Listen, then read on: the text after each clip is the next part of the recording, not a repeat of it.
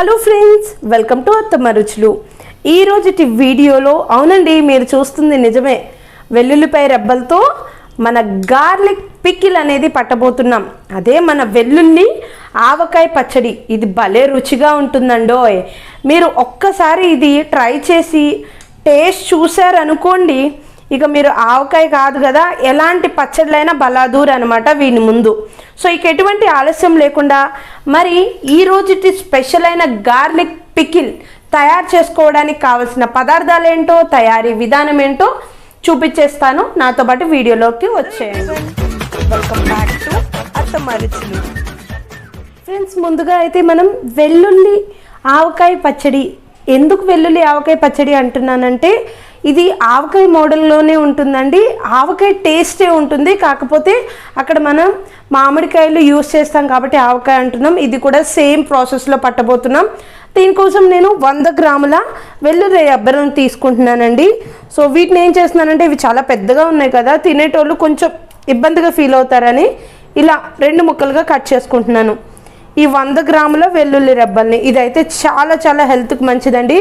జనరల్గా ఒక టిప్ ఏంటంటే, హార్ట్ దగ్గర కొలెస్ట్రాల్ అట్లా పేరుకోకుండా ఉండాలి అంటే రోజు పరగడుపున ఒక 2 వెల్లుల్లి రెబ్బల్ని నమిలి మింగేసి గోరువెచ్చటి నీళ్లు తాగినట్లయితే ఫ్యాట్ మొత్తం బర్న్ అవుతుంది అండ్ బ్లడ్లోని కొలెస్ట్రాల్ కూడా తగ్గుతుంది. వీటిని ఒక్కొక్కటి 2 ముక్కలుగా కట్ చేసుకున్నాను.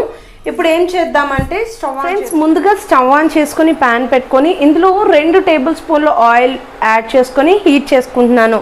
ఆయిల్ హీట్ అవ్వగానే ముందుగా కట్ చేసి పెట్టుకున్న 100 గ్రాముల వెల్లుల్లి ముక్కల్ని కూడా యాడ్ చేసుకొని దోరగా వేయించుకుంటున్నాను. రెడ్గా మాడిపోకూడదండి. జస్ట్ కొంచెం వెల్లుల్లిలోనే ఆ ఘాటు స్మెల్ పోయి మంచి అరోమా వచ్చి కొంచెం వెల్లుల్లి మెత్తపడేంత వరకు ఫ్రై చేసుకుంటే సరిపోతుంది. చూడండి, ఆల్మోస్ట్ మనకి దోరగా వేగిపోయాయండి.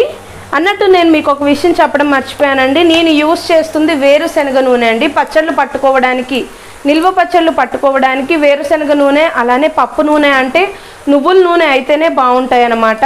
సో వాటితోనే పట్టుకోండి. ఇప్పుడు నేను పట్టుకునే ఈ పచ్చడి కూడా మనకి కనీసం 3 నుంచి 4 నెలల పాటు నిల్వ ఉంటుందన్నమాట. అందుకని వేరుశనగ నూనెతోనే పడుతున్నాను. చూడండి, ఇప్పుడు ఈ ముక్కలు కూడా వేగిపోయాయి కదా. ఇప్పుడు వీటిని సపరేట్గా ఒక బౌల్లోకి తీసేసుకుంటున్నాను. చూడండి ఫ్రెండ్స్, ఇలా ఒక బౌల్లోకి తీసేసుకున్నాను. ఇప్పుడు నేను ఏం చేస్తున్నానంటే, ముందుగా నేను 100 గ్రాముల చింతపండుని బాగా మరిగే నీటిలో మరగబెట్టుకున్నానండి. అంటే జస్ట్ అలా నానపెట్టుకున్నాను. ఇప్పుడు వీటి మొత్తాన్ని పిసుక్కొని గుజ్జు పక్కకు తీసుకుందాం. ఫ్రెండ్స్ చూడండి, ఇలా పీసులు ఏమీ లేకోకుండా చింతపండు గుజ్జును తీసుకున్నాను. సో ఇలా తీసుకున్న తర్వాత ఇప్పుడు నేను 100 గ్రాముల చింతపండు, 100 గ్రాముల వెల్లుల్లి రెబ్బలు తీసుకున్నాను కాబట్టి ఇప్పుడు నేను 100 గ్రాముల ఆయిల్ కూడా యాడ్ చేసుకుంటున్నాను ప్యాన్లోకి. చూడండి, 100 గ్రాముల ఆయిల్ ఖచ్చితంగా పడుతుందండి. 100 గ్రాముల ఆయిల్ని వేసుకొని ఆయిల్ని బాగా హీట్ అవ్వనివ్వాలి. చూడండి, మనకి ఆయిల్ బాగా హీట్ అయిపోయింది. ఇప్పుడు నేను 1 టీ స్పూన్ ఆవాల్ని, అలానే 1/2 టీ స్పూన్ జీలకర్రని యాడ్ చేసుకుంటున్నాను. ఇదే మనకి పోపు అండి. మీరు పోపు అనేది ఆప్షనల్ అనమాట. మీకు కావాలంటే పెట్టుకోండి, లేదంటే లేదు. చూడండి, ఆవాలు జీలకర్ర బాగా ఫ్రై అయిపోయింది. ఇప్పుడు నేను ముందుగా గుజ్జు తీసి పెట్టుకున్న చింతపండు గుజ్జుని యాడ్ చేసుకుంటున్నాను.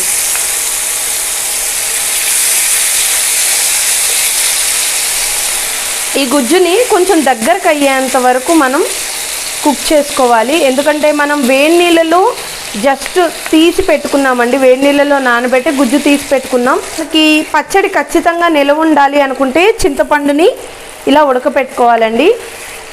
నేను ఒకటేసారి పచ్చడి మొత్తానికి ఎంత చింతపండు అయితే పడుతుందో అంత చింతపండుని యాడ్ చేసుకొని ఆయిల్ని అలానే యాడ్ చేసేసుకొని ఇలా కుక్ చేసుకుంటున్నాను చింతపండుని. అంటే చింతపండులో ఉన్న వాటర్ మొత్తం ఆవిరి అయిపోయేలాగా కుక్ చేసుకుంటున్నాను అనమాట. ఈ చింతపండు ఉడుకుతున్నప్పుడు నేను కొద్దిగా పసుపు యాడ్ చేస్తున్నానండి. పసుపు చాలా కొద్దిగా యాడ్ చేస్తున్నాను. సో అడుగంటకుండా చింతపండుని జాగ్రత్తగా ఇలా కలుపుకుంటూ మనం కుక్ అవ్వనివ్వాలి. మనం ఈ 100 గ్రాముల ఆయిల్ అనేది మనకి పచ్చడికి సరిపోతుంది. సో మనకైతే 100 గ్రాముల ఆయిల్, 100 గ్రాముల చింతపండు, 100 గ్రాముల వెల్లుల్లి అనమాట. ఈ 3 పర్ఫెక్ట్ కొలతలో ఉంటే మనకి పచ్చడి చాలా పర్ఫెక్ట్గా వస్తుంది. చూడండి మనకి చింతపండు కూడా ఆల్మోస్ట్ కుక్ అయిపోయిందనమాట. ఎందుకంటే ఆయిల్ మొత్తం పైకి తేలిపోతూ ఉంది అండ్ చింతపండు విడిచేస్తుంది పట్టుకున్న ఆయిల్ని కూడా. అలా ఒక 2 నిమిషాలు కుక్ అవ్వనిద్దాం. చూడండి ఇలా కుక్ అవుతున్న ఈ చింతపండులో ముందుగా ఫ్రై చేసి పెట్టుకున్న వెల్లుల్లి రెబ్బల్ని యాడ్ చేస్తున్నాను. ఇలా ఉడికేటప్పుడు యాడ్ చేయడం వల్ల కొంచెం ఈ వెల్లుల్లి రెబ్బలకు కూడా మనకి చింతపండు పులుసు అనేది త్వరగా పడుతుందండి. అందుకనేసి ఇట్లా రెండింటిని కలిపి ఒక్క 2 నిమిషాల పాటు కుక్ చేసుకుంటున్నాను. ఫ్రెండ్స్, మీరు పచ్చడిని పర్ఫెక్ట్గా పట్టాలి అనుకుంటే వీడియోని ఎక్కడా స్కిప్ చేయకుండా చివరి వరకు చూడండి. అండ్ మధ్యలో చూసి ఆపేశారు అనుకోండి, కొంచెం సుమారు ఉప్పు కారాలు సుమారుగా వేసుకున్న పచ్చడి అంత పర్ఫెక్ట్ టేస్ట్ అనేది రాదనమాట.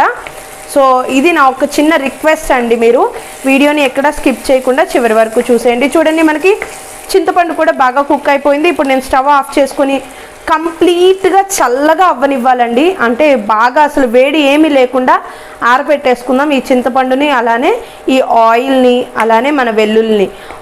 ఆరిపోయిన తర్వాత ప్రాసెస్ ఏంటో నేను చూపిస్తాను. చూడండి మనకి చక్కగా చింతపండు ఇది మొత్తం ఆయిల్తో సహా బాగా చల్లారిపోయినాయి. ఇప్పుడు మనం ఇందులో ఒక బౌల్లోకి ట్రాన్స్ఫర్ చేసుకుందామండి. మీరు కావాలి అంటే ఇందులోకి కలిపేసుకోవచ్చు, బట్ నేను బౌల్లోకి ట్రాన్స్ఫర్ చేసుకుంటున్నాను. ఇప్పుడు ఇందులో నేను ఒక 2 టేబుల్ స్పూన్ల సాల్ట్ యాడ్ చేసుకుంటున్నాను. సాల్ట్ చూసి యాడ్ అలానే ఒక 3 టేబుల్ స్పూన్ల కారం. మీరు స్పైసీ ఎక్కువ తింటానంటే స్పైసీ యాడ్ చేసుకోండి, పర్వాలేదు. అలానే నేను ముందుగా 1 టీ స్పూన్ మెంతుల్ని, అలానే 1 టీ స్పూన్ ఆవాల్ని ఫ్రై చేసుకొని వాటిని పౌడర్ చేసుకున్నానండి. ఆ పౌడర్ని కూడా యాడ్ చేసేసుకుంటున్నాను. ఇప్పుడు వీటిని చక్కగా కలిపేసుకుందాం. ఈ వెల్లుల్లిపాయలో ఈ చింతపండు గుజ్జులో కలిపేసుకుందాం. ఈ పచ్చడి అయితే భలే రుచిగా ఉంటుందండి. మీరు ఒక్కసారి ట్రై చేసి టేస్ట్ చేశారంటే అస్సలు వదిలిపెట్టరనమాట.